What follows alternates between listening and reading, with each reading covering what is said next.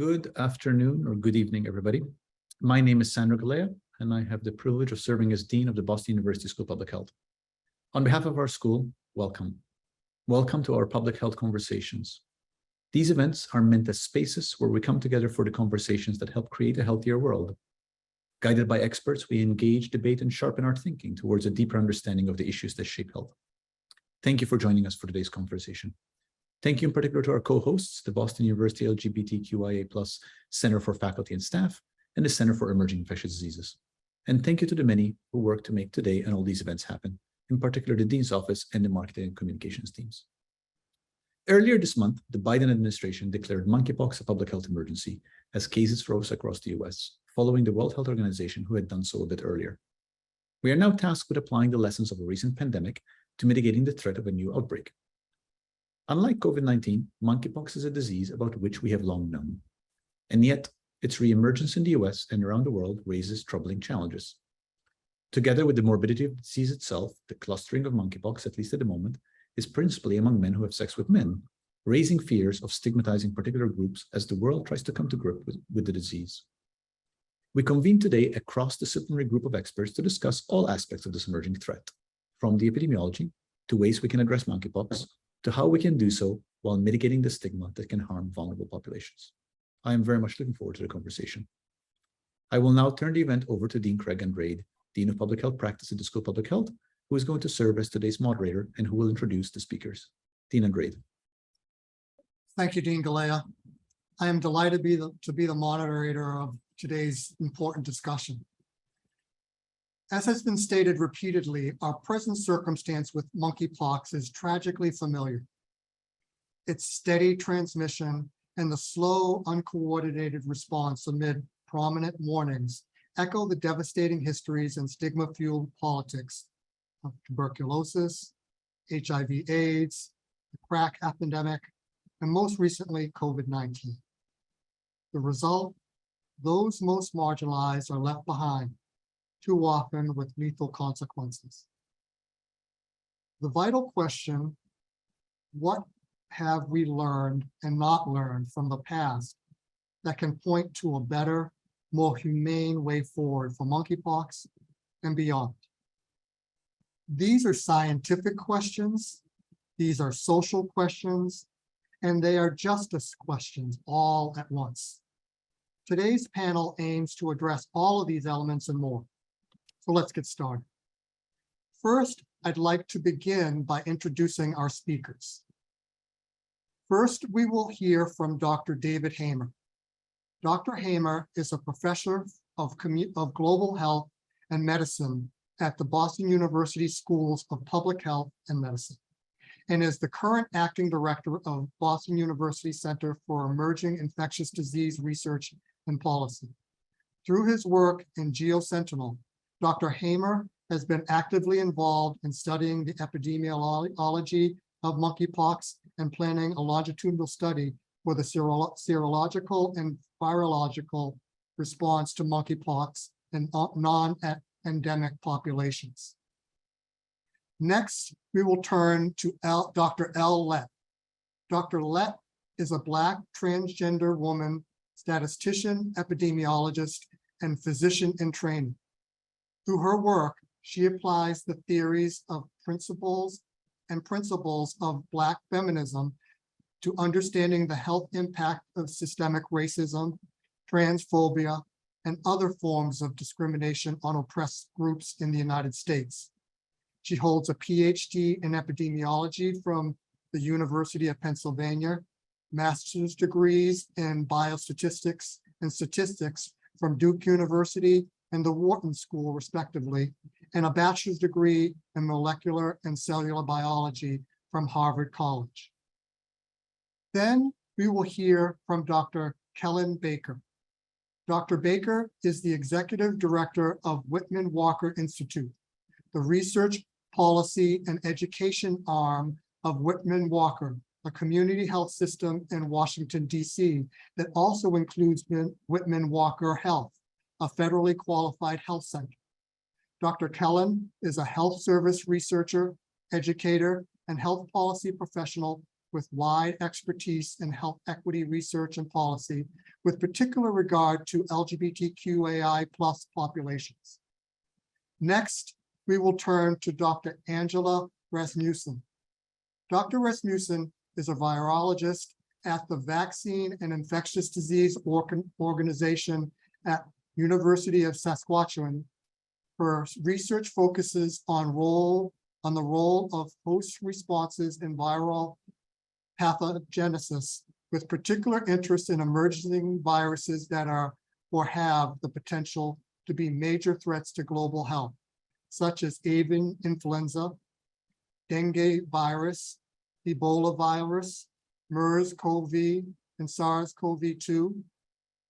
In addition, Dr. Rasmussen is passionate about advocating for equity in biomedical research and public health.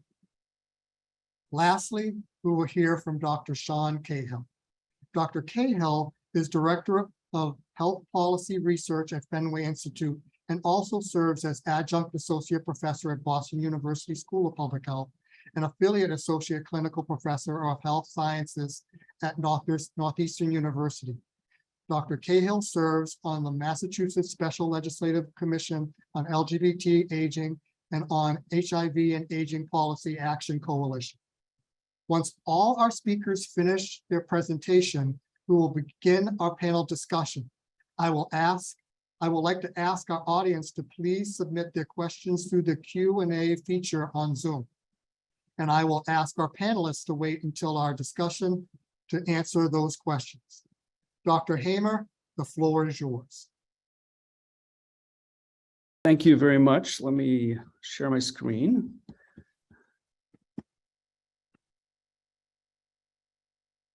Okay. There, okay. So I'm going to just spend a few minutes describing the epidemiology of this disease, of what's known as monkeypox, but also a little bit about the clinical manifestations, just so people are aware of how the disease presents, but also we're learning a lot about this very quickly as it evolves. So this disease is a disease found in nature, so it originally resulted from a spillover from rodents, squirrels, and non-human primates into human populations. The virus is from the orthopox genus, so it's related to smallpox and cowpox. And it was first identified in 1958 in monkeys, and then in humans in the Democratic Republic of the Congo. There are really two major sort of strains or clades of the virus, the Central African or Congo Basin clade and the West African clade. And you can see on the right that the number of cases of both of these strains of the virus have increased substantially in the last couple of decades. And this may be due to a loss of protective immunity among individuals who previously had the smallpox vaccine. So this has become much more widespread in Central and West Africa in recent years. This is a little bit complicated, but just wanted to say that the virus strain that is circulating now is similar to what was seen in West Africa in 2018-19, but it's actually changed. It's mutated quite a bit with a number of mutations that have led some people to speculate that maybe we should be calling this a new strain, a new clade altogether. And you can see that the outbreak strain on the bottom is fairly different from this clade 2 from which it arose. So that is a topic for more discussion. Monkeypox is transmitted, again, from animals to humans. In the United States, in 2003, we had a moderate-sized outbreak that was associated with contact with prairie dogs, and the Gambian pouched rat was in a pet store and led to prairie dogs becoming infected, and then a number of human cases. That was controlled, and we really have had no disease since until recently. Transmission, at least as we know it, is from direct skin-to-skin contact, close contact with contaminated bedding or clothes, and possibly respiratory droplet. In the current outbreak in non-endemic areas, there's a question of whether semen, urine, and saliva might play a role in transmission. So this summarizes the current status of the monkeypox outbreak. So there are more than 41,000 confirmed and suspected cases. There have been 13 deaths. So this is good news. Very low case fatality rate. Many of the individuals who've died have had underlying disease that may have increased their risk. The sad part is that nearly 100 countries and territories worldwide now have reported cases. In July, the World Health Organization declared this a public health emergency of international concern. Much of the early transmission has been community-based, in particular in men who have sex with men and bisexuals. But in recent weeks and months, there's been at least some evidence of cases in other populations, even children, where the epidemiology is not clear in terms of how they acquired the infection. And then notably, there's also a report of human to dog transmission that was described recently. So this shows the state of monkeypox in the United States. And sadly, the United States was not the top country initially, but we've become the country with the greatest number of cases in the world. In Massachusetts, we have 280 reported cases. Because of delays in testing and sort of the mild form of the disease in some people, there may be substantial underreporting. So in terms of clinical manifestations, the incubation period is relatively long. It's in an average of 7 days, but it can be up to 2 or 3 weeks. Which makes it more challenging in terms of contact tracing relative to, say, SARS-CoV-2. Typical illness lasts a few weeks. Patients may present with a fever, headache, muscle aches, swollen lymph nodes, and just feeling sick, malaise. These symptoms may precede the development of a rash, or the rash may start and then the symptoms can occur. And I'll say a little bit more about the skin lesions in a minute. So during the current outbreak, a lot of the skin lesions, the pox-like lesions, have been primarily in the genital area, anorectal areas, or around the mouth. In contrast to what had been previously described in sub-Saharan Africa, the rash has not always been disseminated across the whole body, and it actually could be confined to just a few lesions. Typically, there's a rash on the palms and soles, but we've seen much less of this. And one tough part of this is that the lesions can be quite painful until they heal, and then they may become itchy as they crust over. This is a sort of a photo showing the development may start out of the rash, may start out as just a little red bump, and then gradually turn into more of a pustule, and then that can ulcerate with time, and then eventually it forms a crust. And actually, diagnosis is made by taking a sample from the pustule or from the crust, and then doing a PCR. So one of the different aspects of this epidemic is that we have been seeing a number of unusual presentations, a lot more inflammation of the rectal area, of the urethra, but also pharyngitis. And some of these are complicated by secondary infections with bacteria.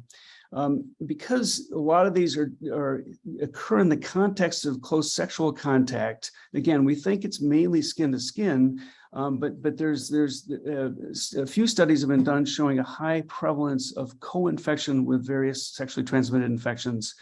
Hospital admissions have been relatively rare, mostly for pain control or dehydration.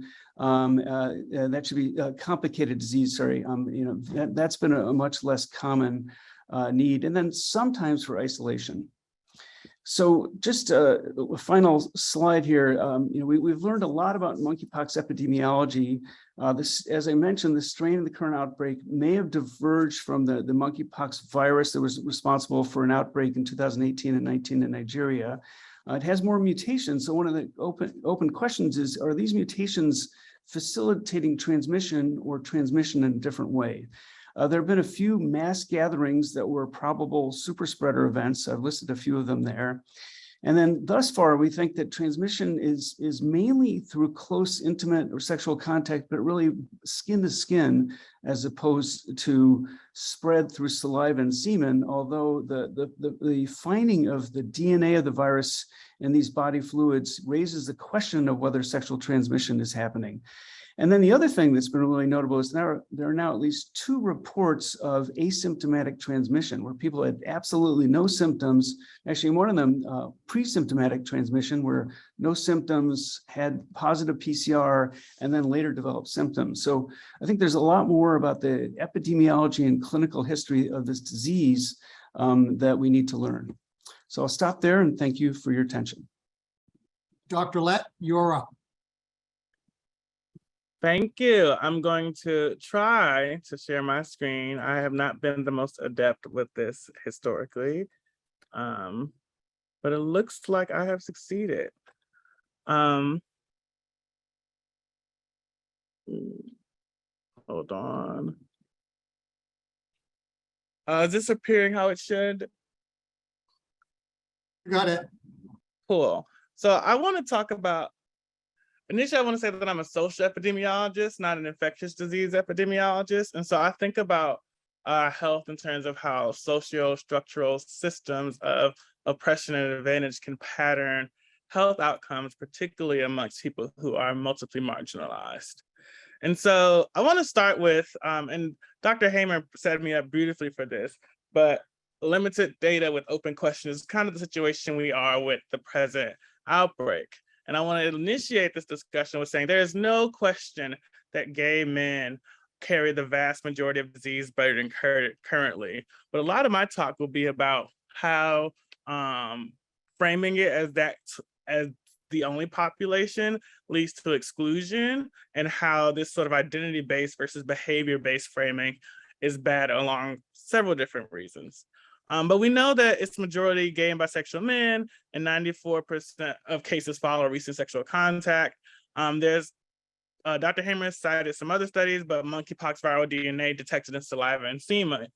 But what we don't know is, and so because of that detection, there is sort of lay hypotheses that, oh, it's a gay disease and then it's transmitted through anal sex and things like that. But we don't actually know what the importance of saliva and semen is in this sort of transmission. And I want to point out that queer sexual networks are very different than what heterosexual communities experience. And so it is possible that dense sexual networks with high disease burden is what's driving this prevalence.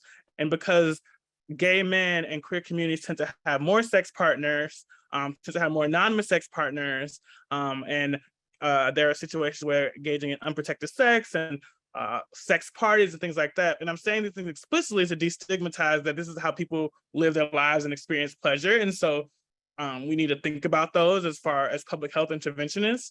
But it's possible that it is just skin to skin, and that the way and the frequency and the settings that queer people have sex is what's driving this predominance of gay men. And we still don't really know differing risk levels of non-sexual contact, like how much close skin to skin contact. Like, can we interact with multiple people who in short periods, and that cumulatively lead to enough skin contact to have the disease? These things are open questions and we don't know the answers. But what we've done is that our messaging has been about identities. It's been about gay and bisexual men, or in some cases LGBT populations, and that gives us a very limited lens to propose caution and also propose interventions. And so what I advocate for generally is behavior-based messaging. And even men who have sex with men is really just saying gay men or gay and bisexual men. And so I think that sort of behavior-based messaging is sort of suboptimal, and it's really like people who are engaged in frequent sexual contact, and perhaps even who engage in anal sex if we find out that unprotected anal sex, if we find out that seminal fluid is a big source of transmission. But also we could think about things like number of sex partners, types of sex acts, and then frequent physical contact with people. And so I just want to draw the juxtaposition between just identity-based messaging, which is really imprecise and talks and runs the risk of stigmatizing people versus behavior-based messaging, which gives us more precision to describe the ways in which the disease can be transmitted or the hypothesized ways, and also allows us to distance ourselves from people as opposed to practices that confer risk. And I want to give some examples of why this is important, because who's been left out by the current messaging. And this is anecdotal data, but anecdotal data is is very important in involving infectious outbreaks. And so it has been my understanding and my own personal experience that transgender individuals have largely been left out of the early interventions to vaccinate or even to test people, but in general, but specifically transmasculine individuals. Public health departments don't really always have a really consistent understanding of gender and also what the inclusion of transmasculine individuals in queer sex enclaves. And so it often is like, oh, because you aren't male or because you weren't assigned male at birth, you don't meet the criteria for vaccination, but in some cases, not even testing. And so I want to draw our attention to the fact that managing disease burden under the disproportionately affected gay men population versus containing it so other people don't, so that we prevent seeding other outbreaks is something we need to think about in terms of inclusion for all of the possible people who might be affected. The current guidelines don't actually allow cis women who are sex workers to get vaccinated in a lot of cases, despite being at higher risk for monkeypox. And then I show this image to the right because this is probably one of the first stories where the media picked up, and I think it's largely because the woman who was so open about her experience, but the media picked up this Georgia woman, frontline worker who was not sexually active, who got monkeypox just from working at her gas station. And I think this is an important counter narrative to the gay disease narrative, because right now, people are not able to have accurate individual risk calculations for themselves because we're not providing accurate information of who is at risk. And I think that will prevent us from, we may be able to tamp down the outbreak amongst gay men, but it will prevent us from fully containing monkeypox with this continued rhetoric. And also, stigma implications are there. I took this screenshot from Twitter where people are reasonably raising concerns about monkeypox maybe on its way to a school near you, because, and a lot of health officials are concerned about this because close skin-to-skin contact through children or even adolescents or teenagers in college, like these are all opportunities for this outbreak to get very severe. But then been several people, I've seen this come up a couple of times, it's a sexually transmitted disease. When a child gets it, that child was raped. And that's just not true.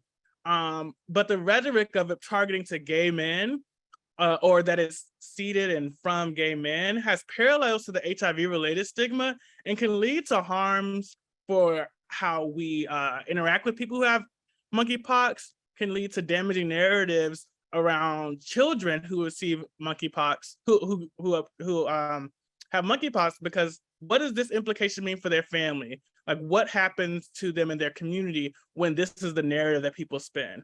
And also, if we focus it exclusively on this marginalized population, it just necessarily has been demonstrated over time that it's easier to deprioritize a small subgroup when we don't frame it as a risk to everyone.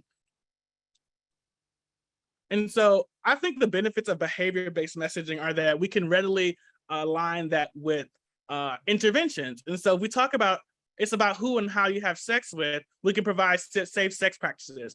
And if it's about people who have frequent skin-to-skin contact outside of the context of sex, we can provide disinfecting practices. And these are just really written from either grassroots organizations or community-based organizations and studies working together to kind of do their own messaging, because I think of the failure of this sort of identity-based messaging. And so this kind of wraps up my thoughts on how we can be more effective in telling people who is at risk. I then want to talk a little bit about health inequities. And this table shows the case vaccines and the vaccine case ratio for people in two major cities, Philadelphia and New York.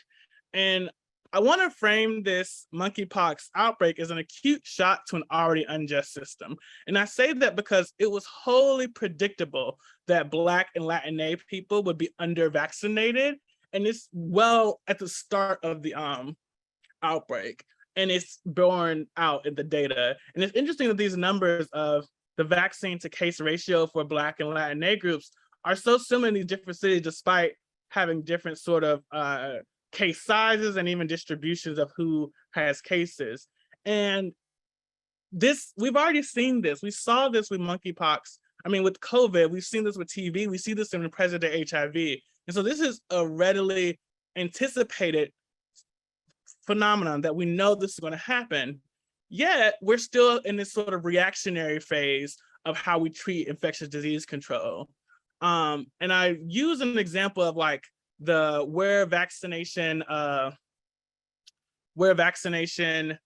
clinics have been brought up. One example is in New York, where the initial clinics were in Chelsea, a very rich and affluent white gay area.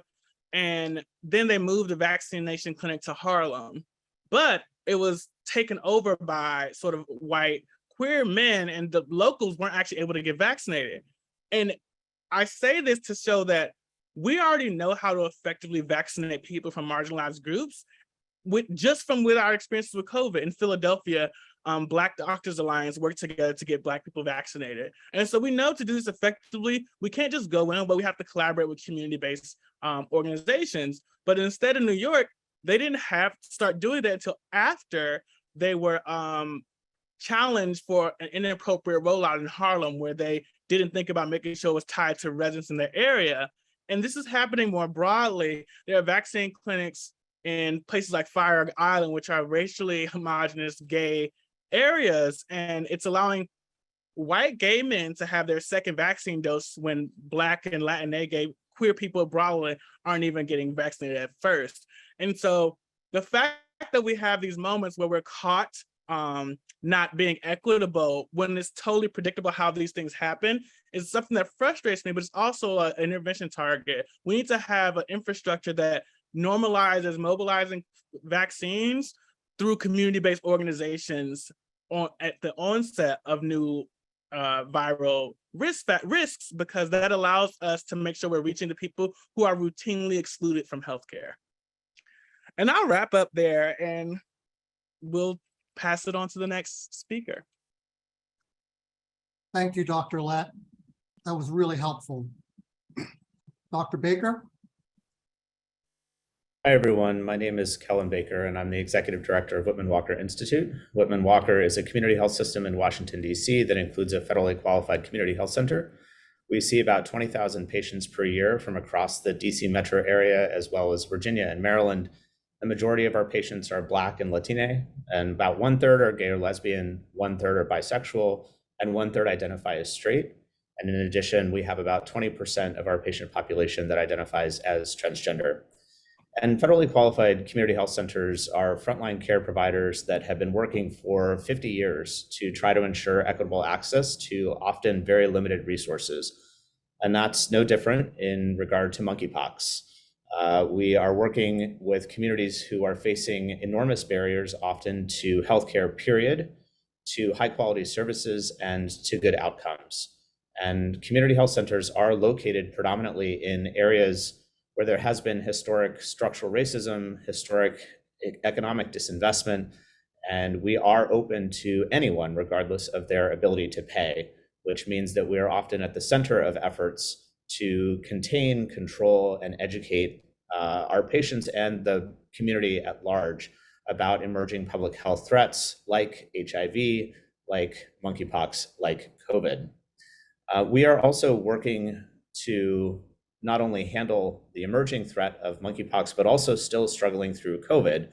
As everyone is likely aware, we are still in a public health emergency related to COVID, and much of the resources that are available at both the federal and state levels for combating infectious disease in community health center settings is primarily restricted to COVID. So we are working to provide financial and technical assistance to support our frontline clinicians. We are working to hire and retain staff in a very uncertain, both economic and epidemiologic environment. We're trying to expand and improve our clinical infrastructure, for example, to collect and transmit data, not only within our clinic, but with other clinics, with the federal government, with local departments of health, about who our patient populations are and what their experiences are in relation to, again, not only monkeypox or MPV, but also COVID, HIV, and so many of the other health challenges that our communities are facing.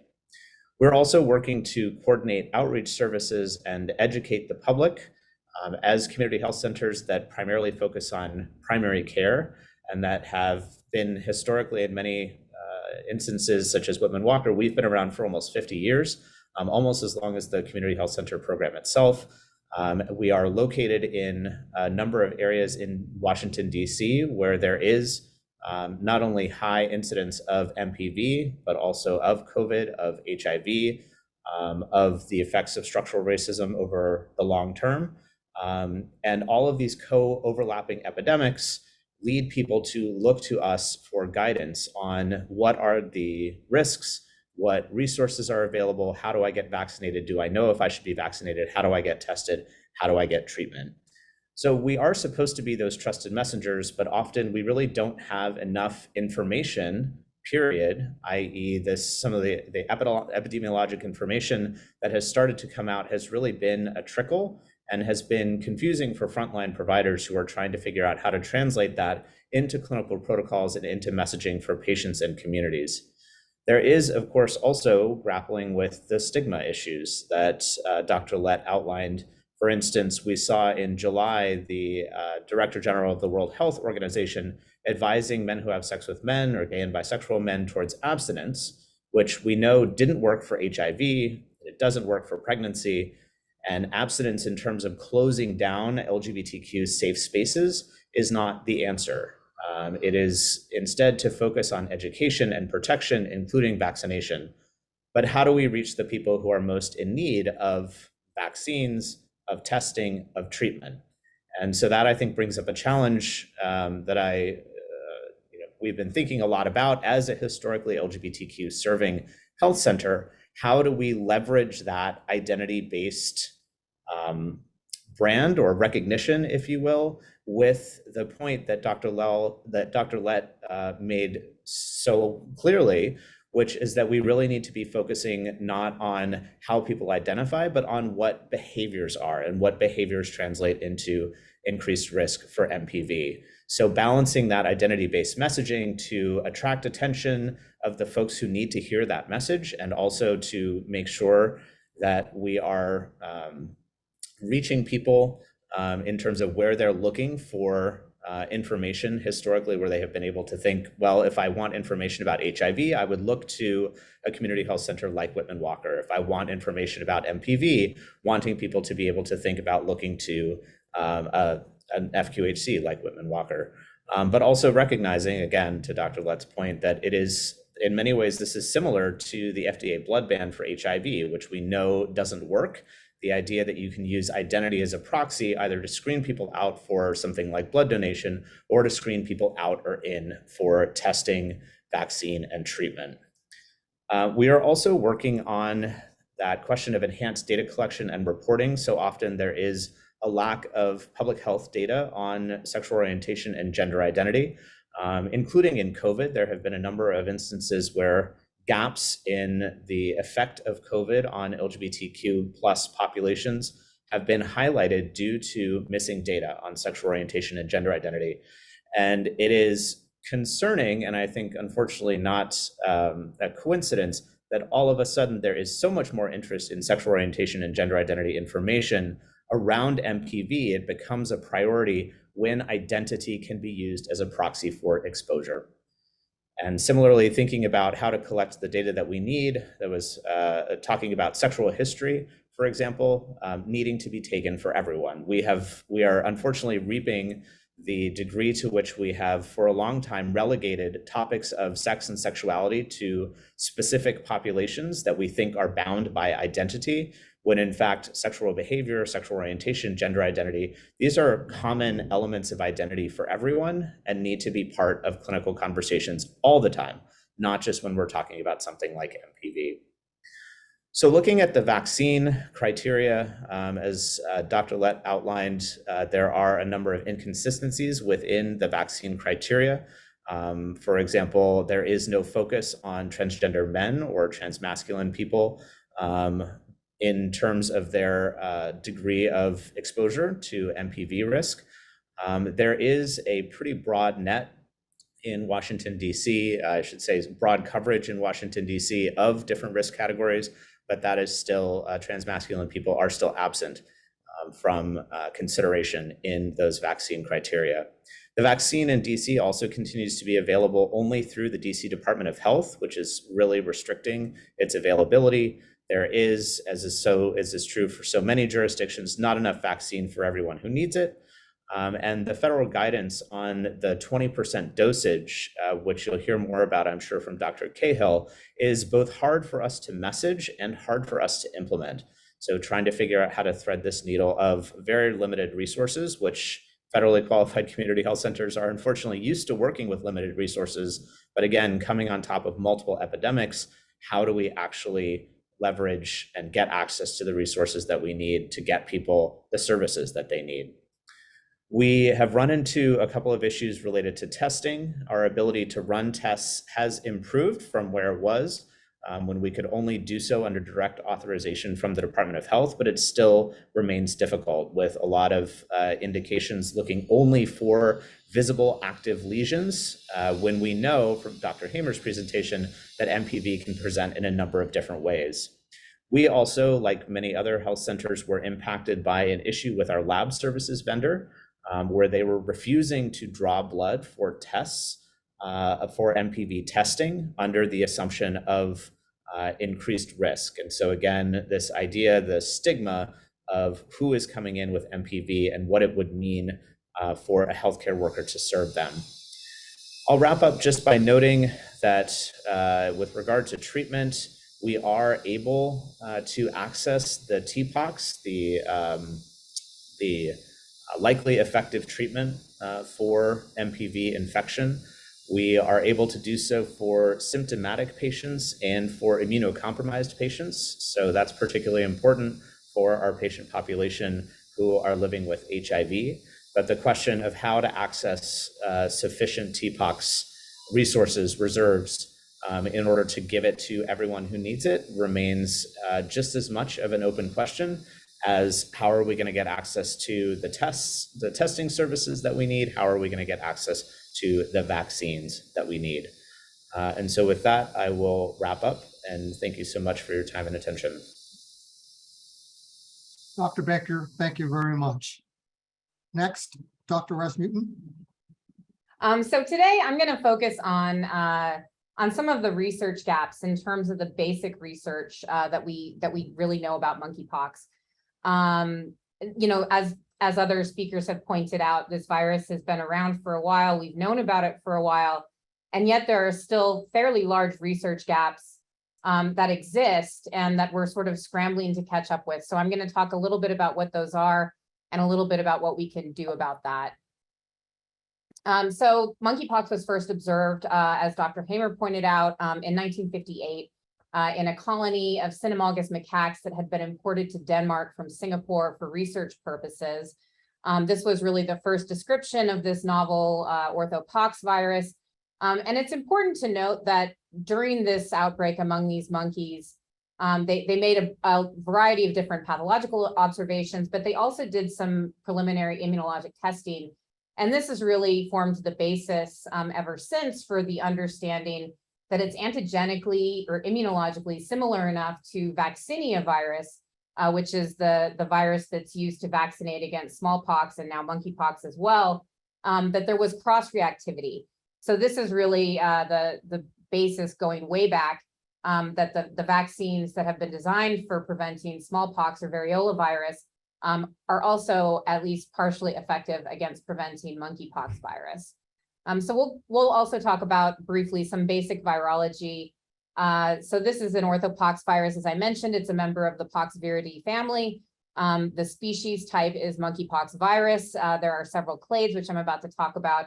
These are DNA viruses, so they're a little bit different than SARS coronavirus 2 or the other RNA viruses that we've been so focused on the past few years.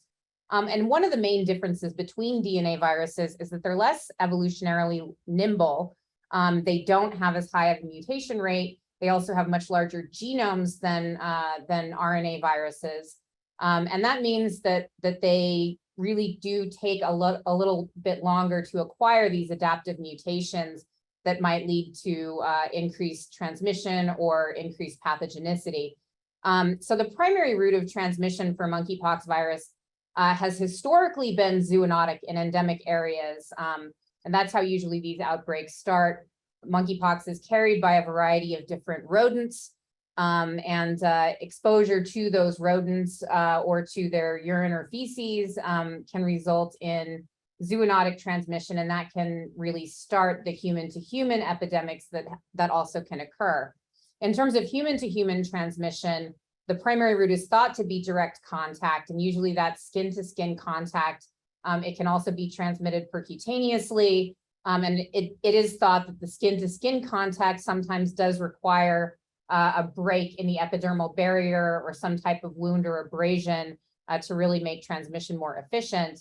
As other speakers have mentioned, there is some evidence that virus is also shed in the semen and the saliva, which means that sexual and mucosal routes of transmission are probably also occurring. It's very difficult to sort of tease out what is the main route of transmission when we're talking about transmission during sex. There are also secondary routes of transmission, and these have been reported. They're not as common. Fomites and indirect contact transmission does happen, and it's been recorded happening with monkeypox virus, but to a much lesser degree. That route of transmission is clearly less efficient. Also, experimental studies have shown that it can be transmitted by aerosols, but it's definitely not clear that is occurring very frequently in the real world. The epidemiology doesn't really support it. And it's also not clear that large amounts of infectious virus are shed in respiratory aerosols. Now, one reason why monkeypox virus can be efficiently transmitted under some circumstances is because really there's two infectious forms of the virion or the virus particle. There's this intracellular mature virion form. There's also an extracellular form that is covered by an envelope as it buds out of a host cell. Either one of these different forms of the virus can infect a cell, usually by different entry mechanisms, but the result is the same, and that allows the virus to hijack the cell, co-opt the cellular machinery for its own replication, and then produce progeny virions to go on and infect other cells and to be transmitted to another person. So as Dr. Hamer mentioned, there are multiple clades, and these clades are associated with differential severity. So a clade is essentially an evolutionary group. These previously had geographical names, which I'm glad that the World Health Organization decided to change this. Clade 1, formerly known as the Congo Basin clade, is thought to be the most severe. It has a case fatality rate of about 10%. Clade 2, which was circulating or is circulating in West Africa, has a lower case fatality rate. But as Dr. Hamer also mentioned, this current outbreak strain is a derivative of Clade 2b, and it may actually be its own clade because it has acquired a number of mutations more than we would expect. Some have hypothesized, and I think there is a fair amount of evidence to support this could be through the action of ApoBec, which is a host antiviral protein that can modify nucleic acids. It does look like there are only a few mutations that occurred without the action of ApoBec. That's consistent with the mutation rate that we would expect for a DNA virus. Now, the importance of these mutations is currently not clear. There's no evidence that these mutations are adaptive, meaning that they confer additional properties to the virus, either in terms of transmission or pathogenicity. But that is something that is still very much an open question and an active area of research. Now, there are a number of these unanswered research questions, despite the fact that monkeypox has been around for quite some time. We don't know a lot about vaccine durability, for example, but there is some evidence that suggests that as time has passed since people received childhood smallpox vaccinations, the rate of monkeypox infections in the Democratic Republic of Congo are increasing significantly. So that does suggest that there may be a durability issue with the vaccines. We also don't know that much about optimal vaccine dosing. So as we've discussed, the Jynneos vaccine is being stretched in terms of its supply using intradermal inoculation, which requires a lower dose, even though it's more reactogenic. And that's based on a single study from 2015 that didn't actually look at efficacy. It looked at neutralization of vaccinia virus.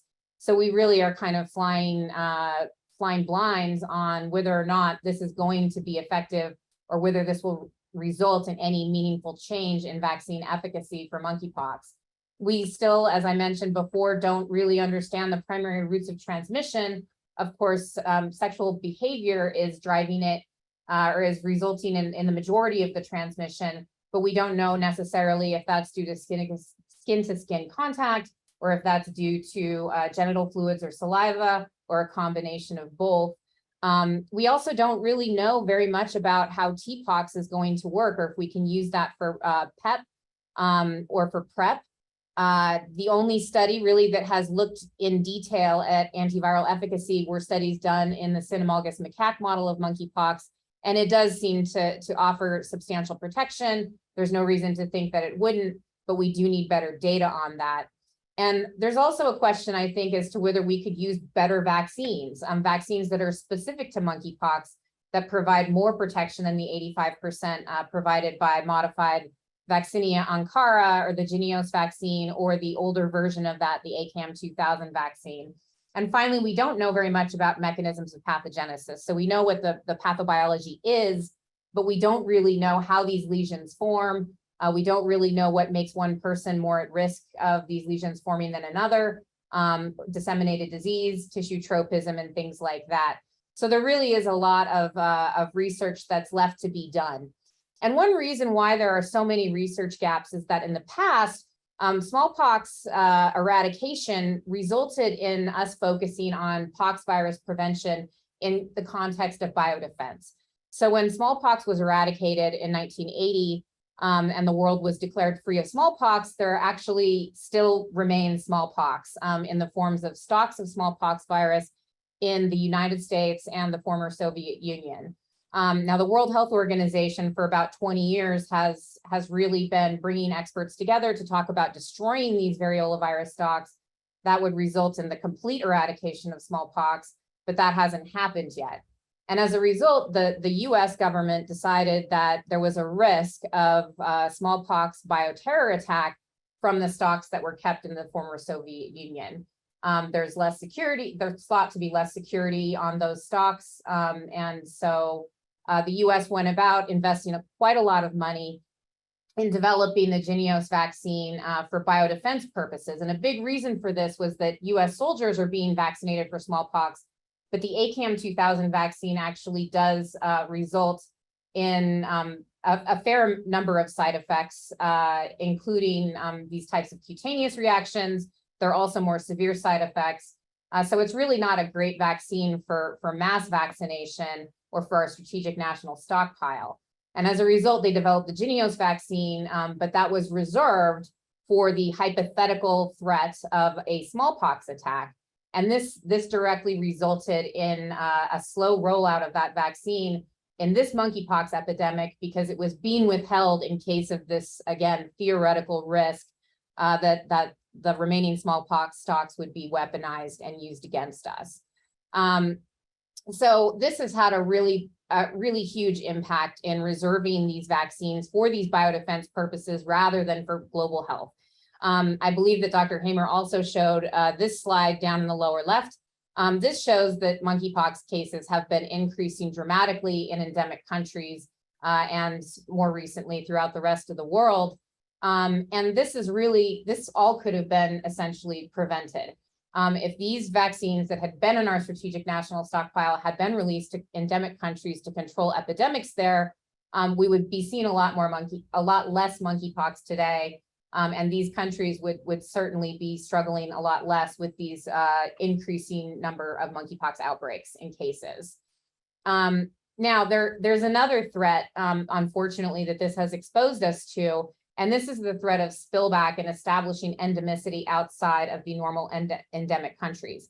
Now, in 2003, imported Gambian pouched rats transmitted monkeypox to pet prairie dogs and that resulted in a number of cases resulting from zoonotic transmission. More recently in France, there was a case of zooanthroponotic transmission, or transmission from humans to a pet dog that slept in the same bed as its owners. And that clearly shows that monkeypox virus actually has quite a substantial host range. That means that there's a lot of other species that potentially could be susceptible. If monkeypox is able to establish a reservoir in some of these species, that means that the rest of the world could also be at risk of zoonotic outbreaks going forward in the future. This really does mean that we need to make a much bigger investment in preparing or in preventing monkeypox. So that means we really need two things. We need investment first and foremost, and the White House Office of Science and Technology Policy has already called for public access to research and data, but that's not enough. What we need is investment in the basic research. We also need investment in other countries where they have deep expertise in studying monkeypox. Now, Africa, in areas where, in countries where monkeypox outbreaks have been happening for decades, there is deep expertise among the scientists there. And these scientists have largely been ignored as we've proceeded forward in dealing with this outbreak. We really need to invest in those countries, in those scientists, and work with them collaboratively to make sure that vaccines are developed and deployed globally to make sure that everybody is getting the same access to protection and prevention against monkeypox virus. And finally, then I'm just putting my contact information up here to get in touch, and I'm looking forward to the conversations that we will have during the discussion section of this talk. Thank you very much. Thank you, Dr. Rasmussen. Now to Dr. Cahill. Thank you. So I'm going to focus on the policy response, particularly the federal policy response. And yeah, okay. So we've gone from one case about 3.5 months ago to more than 17,000 cases today, almost all of them among gay and bisexual men and other men who have sex with men. The US has 1/3 of the cases globally. And one of the things that's been so frustrating about this experience has been that, unlike with COVID-19 and HIV, we had the tools to stop this outbreak. We had testing, we had vaccines, and we had treatment, but government agencies mismanaged these and enabled the spread of monkeypox in the United States. And as has been noted, there's a concern that this could become entrenched in the United States in gay and bisexual male communities and possibly in other communities as well. So this is just showing the exponential rise of new diagnoses since late June, early July. So first I want to talk about testing. In the beginning, the CDC limited testing, the labs that could offer testing and diagnosing of monkeypox to only a handful of public health labs. In June, the CDC took steps to expand monkeypox testing, including publishing the procedure online and establishing relationships with 5 commercial labs. But even this month, people continue to report trouble accessing testing. They report that it can be prohibitively costly and often waiting a week or more to get results, or even never hearing back with test results. The very limited testing in the early weeks likely underestimated prevalence. In the early weeks, physicians had to spend hours on the phone, calling and emailing city and state epidemiologists to get permission to test a patient. Samples were sent to a public health lab. Like I said, many people never got their results back. And essentially the CDC rationed testing. Their guidance was to only test people with visible lesions or who had a rash and were exposed to somebody with monkeypox. And some providers told patients they needed at least 2 lesions to get a test. So this is a quote from a Washington Post article that says the CDC's thinking was that testing the most at-risk people, followed by contact tracing, will give the US the best shot at controlling the outbreak. The restrictions created a chokehold. Only about a dozen tests per day were being performed nationwide in early June, at a time when officials believed hundreds or thousands of tests were needed each day to detect infection clusters and head off an outbreak. So there are two vaccines. We're going to focus on the Jynneos vaccine because ACAM 2000 has some cardiovascular side effects, and so has not really been used to deal with this outbreak. The US government owned close to 400,000 doses of Jynneos that were approved by the FDA for use and ready for shipment in late May from a facility in Denmark.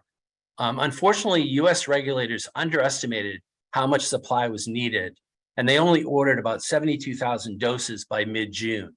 The rest of these doses didn't get to the US until July, and this created a shortage.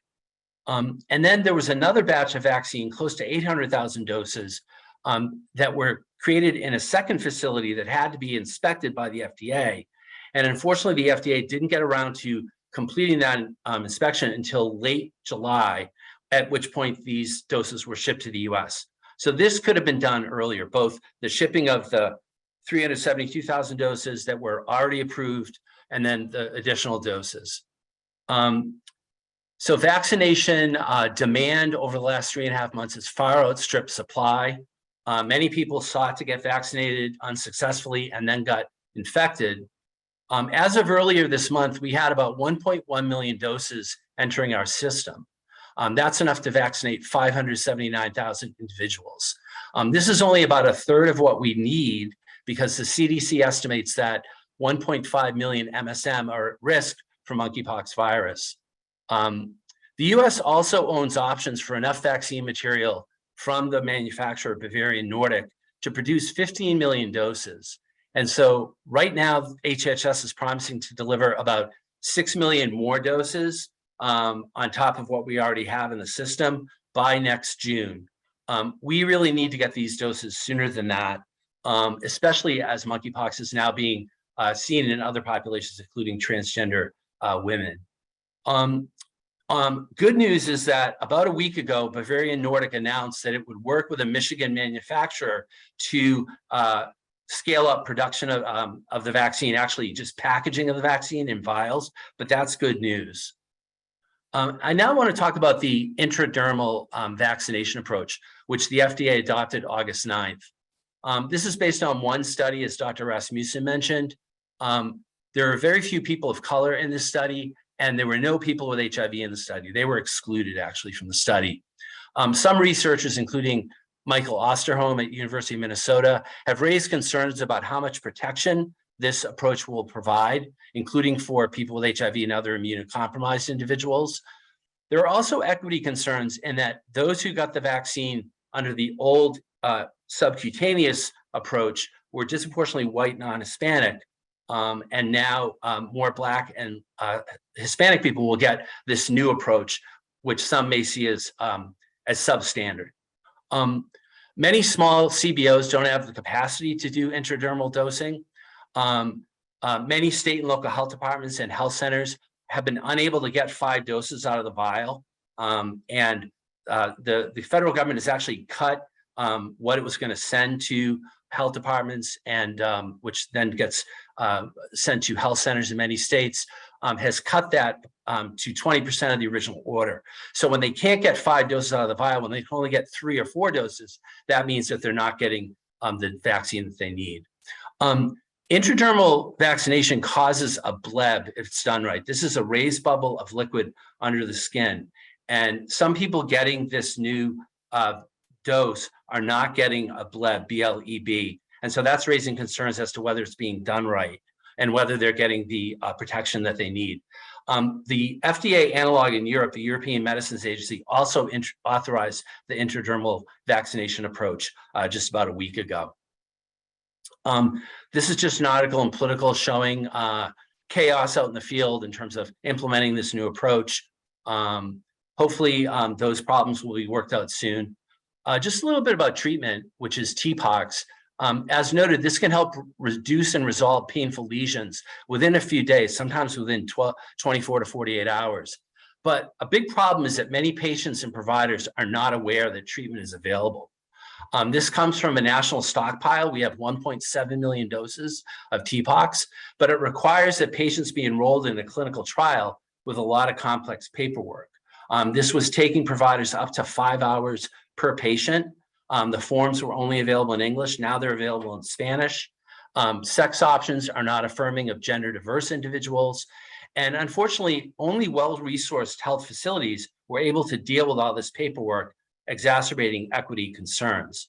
The CDC streamlined this process about a month ago, but patients are still struggling to access treatment. So this is a case study described in the Washington Post recently. A man had a lesion in his groin. He sought a test, but he was turned away from a local health department because he was told that they were only testing people with 2 or more lesions. Then the providers gave him a test anyway, but the patient never heard back, never heard the results. So he then went to an ER, and the ER staff told him that they believed the lesion was an ingrown hair and to come back if symptoms worsened. They said they could only authorize 20 tests a day. So they were basically rationing testing. This is around the beginning of July. Eventually, the patient had a sore in his urethra that caused him to scream in pain when he urinated. He begged the ER for treatment, but no one informed him that TPOXX was an option. So there are serious equity concerns with which Dr. Lett and Dr. Baker mentioned. Vaccination testing and treatment are not available in many parts of the United States. Data show that those accessing vaccine are disproportionately white. So I have some data here from North Carolina indicating that. You often need technology to access vaccination information. And this is just an example from the Mid-Atlantic area. In late July, Baltimore got its first 200 doses of vaccine. And at that point, the only place in Maryland that had gotten vaccine was Montgomery County near Bethesda. But DC had received 14,000 doses at that point. And so I'm just going to wrap up. There's some positive developments which have been mentioned: the declaration of a public health emergency, the naming of White House response coordinators. Hopefully this will lead to better management of resources and better coordination. But there's a few things that we'd like to see the government do. Free testing to increase access. HHS really has to closely monitor the effectiveness of intradermal dosing, especially for people with HIV. We'd like to see an emergency use authorization for TPOXX, which could make it easier to access that. And people really need to do a better job. State health departments, federal and local health departments have to do a better job to inform providers and patients about the ability to get testing, vaccine, and treatment. We'd also like to see some better data collected, and also really need to see Congress step up and provide some funding. Finally, it's been mentioned that this problem has been afflicting people in Africa for decades. People have been suffering and dying unnecessarily. We'd really like to see a strong global response led by the United States, working with the WHO to scale up vaccine production, invoking the Defense Production Act here in the US, but also to really try to eliminate monkeypox where it's been endemic for the last 52 years in Central and Western Africa. Thank you very much. Thank you, Dr. Cahill. That was very helpful. I will now ask all our speakers to join us in the discussion part of this event. Would you please turn on your cameras and your microphones? Thank you. So we just had a broad spectrum of information providing all kinds of different insight into what is going well, what needs to happen, what has not gone well, and what we learn and what we haven't learned. I wonder, starting with one question, Dr. Hamer, if there was something in the science that we've learned over the past several decades from HIV and on forward, what is it that we have learned and integrated into our present practice around managing, preventing, and treating things like monkeypox, among others? And what have we not yet integrated? What have we not learned or not applied in learning to what is present? Do you know what I'm asking? It's sort of a challenging question, but I have an idea, and maybe others can contribute.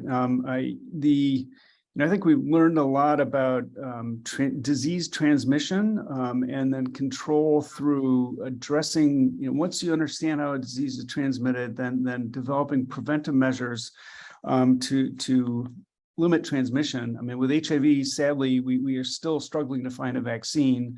With monkeypox, we've got a jump start on that, so we're in a much better place in a way. But I think also behavior change is really going to be crucial to try and limit spread of the disease, and that's not so easily done, as we know from early in the HIV epidemic. I actually see a lot of analogies with the COVID pandemic in terms of some of the challenges. It's obviously transmitted in a different way, but Sean, gave a great summary of some of the challenges that we faced, and they're like almost exactly the same mistakes that we made with early in COVID, with limited diagnostic testing. And in this case, we have a vaccine already, but it wasn't really all ready. So I think there are things we could do better and be a little more aggressive about those in the future. Thank you, David. Dr. Rasmussen, do you want to add anything to that? Well, I think for me, one of the biggest things, in part, like we've talked about all of these places where we went wrong. I think that it's really important to start recognizing that biodefense is important, yes, but threats to our population that are naturally occurring are also biodefense threats. They are also threats to our national security. And we need to be focusing more of our attention and our resources on dealing with these threats before they happen, rather than thinking about these hypothetical threats that could potentially happen but never have so far. And I think that, that has really driven a lot of the investment. For example, again, making the Jynneos vaccine, but not only making and developing that vaccine and stockpiling it, but also restricting who has access to it. And it makes you really wonder. It makes me wonder if, God forbid, there was a smallpox attack, which has a much higher case fatality rate, would we be able to actually deploy that strategic national stockpile? And judging by this, I don't think that we would. So it really, I think it demands that we have a more inclusive definition of what is a threat that needs to be dealt with in terms of biodefense. And we really do need to be thinking about equity and these naturally emerging viruses every step of the way. Thank you. Dr. Lett, you spoke about how that we should be looking at behavior as opposed to identity. And I asked the same question with this tilt that we have gone through multiple challenges, from tuberculosis to HIV/AIDS to monkeypox and COVID. What have we learned and what have we not learned or integrated in how we see community and support individual communities? You're on mute. Thank you for that question. I think one of the things that I want to first highlight is that it is, as far as lessons, it is bordering on immoral that we, 3 years into a pandemic, do not have a federal infrastructure for quickly disseminating vaccines. I was taken aback by how poorly we were able to disseminate this vaccine, given we just had to go through this. And it happened at the same time as CDC officials were saying they failed. It was very painful to see that. I also want to push back on the idea that behavior change is hard. Maybe that is true, but I think that we're seeing declines pretty rapidly in cases at places because community members have, particularly gay men, have actually changed behavior. So I think the challenge with behavior is that a lot of the behavior changes were actually had to come from the community and not necessarily were not messaged from CDC and local departments of health, because they're focused on identity-based measures. There were so many people who were saying like, well, it's a gay male disease, and then people were left with like, what do we do? And so the Respond in my study, which is a community-based study, and trans and including trans and gay collaborators were like sent out guidelines on how to continue to practice sex in the monkeypox era. And so I think to wrap up, I think lessons have been learned but not implemented. We've seen all of these failures before with HIV. Like, we know that marketing something as a disease of a group leads to stigma and deprioritization and less focus on treating the epidemic. Like, Black trans people are still in the midst of the HIV epidemic. We know why that is, because it hasn't been prioritized. And we know that more effective interventions aren't the ones that require a certain subset of the population to give up accessing pleasure. Like, abstinence has never been a successful strategy. We know those things, but we still push them because the alternatives require structural changes and also talking about things that we're uncomfortable with. And so I don't think it's a lack of lessons being learned. I think there's a lack of political will to implement those lessons. Thank you for that. It's interesting. Your point is well taken. I spent a good amount of time during the summer in Provincetown, a community, if people don't know, where there's a significant, strong base of population that represent broad spectrums of queer community. And they took it in their own hands to be able to provide good information, where treatment is available, where testing is available, and find ways to how to manage a joyous summer while also understanding how to prevent and take care of yourselves and your loved ones in the best way possible. Dr. Baker, I'd ask you that similar question from either the scientific end or the community sociology community side. Is there something that you see that we've integrated or not integrated that we could build on or do better with? Yeah, I think to Dr. Lett's point and to what you were saying about the summer in Provincetown, I think communities have learned a lot. And I think government is struggling to learn and is not even close to being able to implement. And the question about behavior change, what I hear in that is that behavior change by public health fiat doesn't work. Mm-hmm. But communities can change our behavior because we have so often had to take care of ourselves in the face of stigma and shaming and messages about abstinence and being told that we are not people, we're disease vectors, and we need to be controlled as such. And so I think that sort of the messaging around how to, again, reach communities that are most at risk of having to deal with MPV, while also recognizing that it can affect everyone, including straight people, and everyone needs to be part of that messaging. Everyone needs to be asked questions about sexual health, about sexual orientation, about sexual behavior, about gender identity. And I would also say that the opposite in a lot of instances, for example, COVID and other elements of public health emergencies, we have not had enough specific messaging for gay and bisexual men, for LGBTQ plus communities, for men who have sex with men. But the opposite of that is not having messaging exclusively to our populations, again, as if we are the problem, as if we are the vectors. There is a medium in there. There is some place where we are talking specifically to our communities, but also to everyone else, because this is an disease, this is an issue that can affect everyone.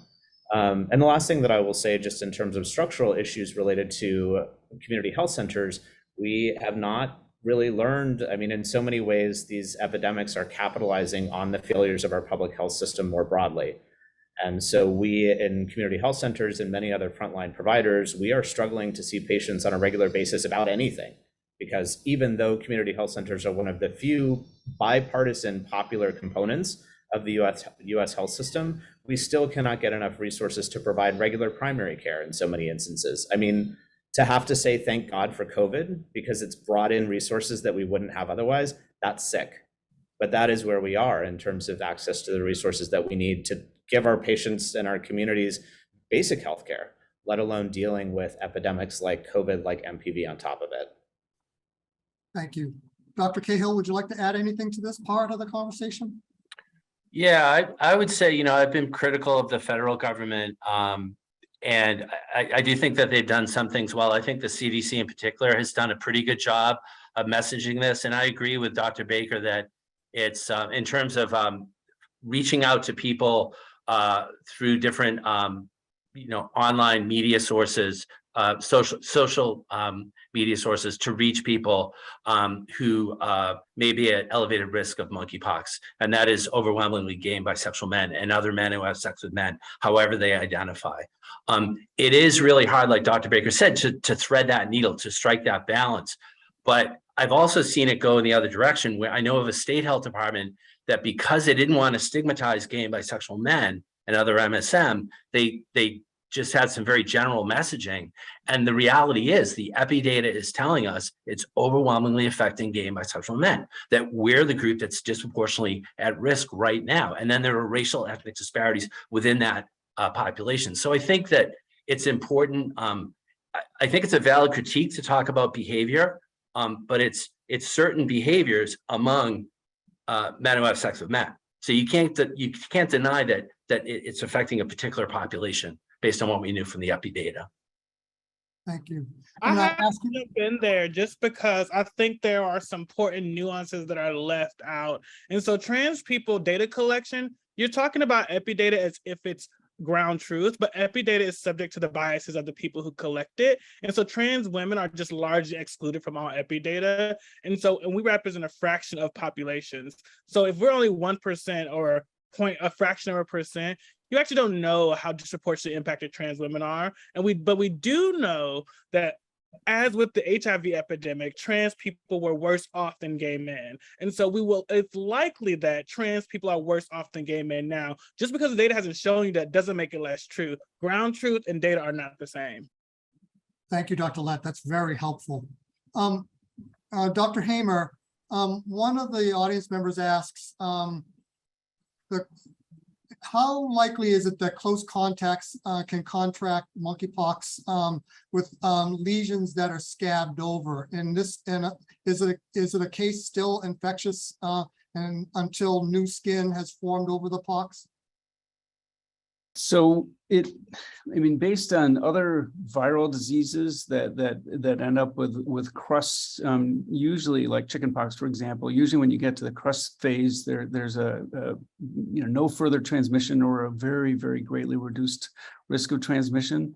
I think we suspect that's the case with monkeypox, but we don't know that fully. This is, Dr. Rasmussen sort of is getting at some of the gaps in evidence, and this is one where we really need to follow a cohort of people and do serial sampling to see if they are still shedding infectious virus, even when their lesions are crusted. So I think it's an open question, but my gut feeling is they're probably either not infectious or much less infectious at that point in time. Thank you. Dr. Baker, what is one anonymous attendee asks, what's the best way to ask sexual history sensitively and objectively of this marginalized population? I suppose, I guess they're talking about broad spectrums of LGBTQI plus populations. Mm-hmm. Well, of everyone, because everyone has sex or has some degree of sexuality in their lives. And so this isn't just about LGBTQ plus populations, this is about everyone. So I would start there with normalizing the taking of sexual history and normalizing it as being part of a conversation that you have on a regular basis. And it's not only in relation to disease, right? It's not only in relation to, do you have specific risk factors for this infectious contagion? It's, how is sex playing a role in your life? Is it helpful? Is it not? Are there things you want help with? Are there things that you want to think differently about? There's all kinds of reasons, both physical and mental, to talk about sexual health on a regular basis in every kind of interaction with a healthcare provider. And that's something, there is a sort of cohort, if you will, of LGBTQ serving community health centers. Whitman-Walker is one, Fenway. We have a representative from Fenway here with Dr. Cahill.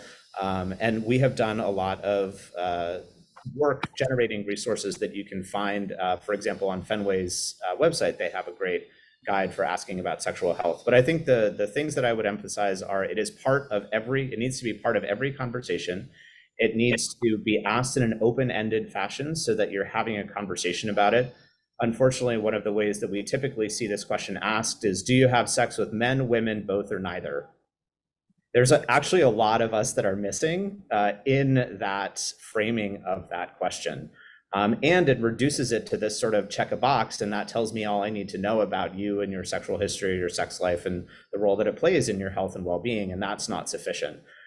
So structuring it as a conversation, looking for open-ended prompts, and having it as part of a routine encounter would be the things that I would prioritize, and not, again, just when you're worried about something like HIV or MPV. Our sexuality and our sex lives or sex behaviors and identities are not plague vectors. They are integral parts of who we are and should be treated as such in every healthcare encounter. Well said, thank you. Dr. Lett, do you want to add anything to that? Yeah, I think it's just all of this issue we're talking about, who's at risk stuff, and how we have to package it is a vestige of us being uncomfortable talking about sex and stigmatizing certain types of sex. So if everyone talked about who their sex partner was, how frequently they had sex partners, and like what types of sex they were engaged in a more comfortable way, we wouldn't actually have to worry about identity. It would just be clear who needed to be treated. And so I agree with Dr. Baker that understanding sex for everyone and treating all of us like we are part of that is like good for so many public health interventions, especially monkeypox. Thank you. One other thing, Dr. Andrade, if I could just add, Sure. in terms of the effect of MPV on gay and bisexual men and other men who have sex with men, I think the framing or the way we talk about behaviors in that context is important. There is no sexual behavior that is exclusive to men who have sex with men. Everyone can do pretty much anything, and assumptions about who's doing what with whom and what that looks like and what body parts are involved it is important to focus on behavior in terms of the spread of something like MPV, but it's also important to question the assumptions of what we mean when we say men who have sex with men. For example, to Dr. Lett's point about how transmasculine people are being left out of a lot of the conversations about risk, we don't actually know what people's bodies look like unless we take the time sensitively and as part of a routine discussion with them about health and overall well-being. We don't actually know what people's bodies look like, much less how they use those bodies to have sex. And so this is part of a broader, I think, narrative of understanding that there is no one way to have sex, whether you're gay, whether you're straight, whether you identify as a man, whether you identify as a woman or as another gender. And so that also needs to be part of the conversation around sex and sexuality and sexual health in clinical settings. And I know we're running short, but I just want to add 1 second of nuances that there's this possibility of zeitgeist with men who have sex with men where the anal sex is close skin contact plus mucosal abrasions, and that's just like a fact of how the sex can happen. And so maybe that's why it is. But again, the identity issue runs there because there are heterosexual men who date transgender women who engage in receptive anal intercourse. And so these are the nuances that get lost. And if we're talking about burden, it makes sense that a broad painting stroke is to say gay and bisexual men. But if we're talking about containment and preventing seeding new sites, then we actually do need the nuance and specificity. Thank you.